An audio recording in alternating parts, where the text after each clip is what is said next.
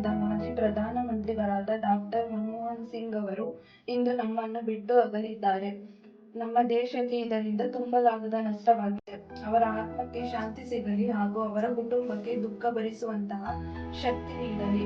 ಹಾಗೆಯೇ ನಮ್ಮ ದೇಶಕ್ಕಾಗಿ ಹುತಾತ್ಮರಾದ ವೀರ ಯೋಧರು ಸಹ ನಮ್ಮನ್ನು ಅಗಲಿದ್ದಾರೆ. ಅವರಿಗೆ ಭಾವಪೂರ್ಣ ಶ್ರದ್ಧಾಂಜಲಿ ಹಾಗೂ ಅವರ ಕುಟುಂಬದವರಿಗೂ ಸಹ ದುಃಖ ಭರಿಸುವಂತಹ ಶಕ್ತಿ ದೇವರು ನೀಡಲಿ ಎಂದು ಮಾನವ ಹಕ್ಕುಗಳ ಸಂರಕ್ಷಣಾ ಸಂಸ್ಥೆ ಮತ್ತು ನಮ್ಮ ಜೊತೆಯಲ್ಲಿ ಪತ್ರಿಕೆಯ ವತಿಯಿಂದ 1 ನಿಮಿಷಗಳ ಕಾಲ ಮೌನಾಚರಣೆಯನ್ನು ಆಚರಿಸುವ ಮೂಲಕ ಅವರ ಆತ್ಮಕ್ಕೆ ಶಾಂತಿ ಸಿಗಲಿ ಎಂದು ಕೇಳುತ್ತಿದ್ದೇವೆ.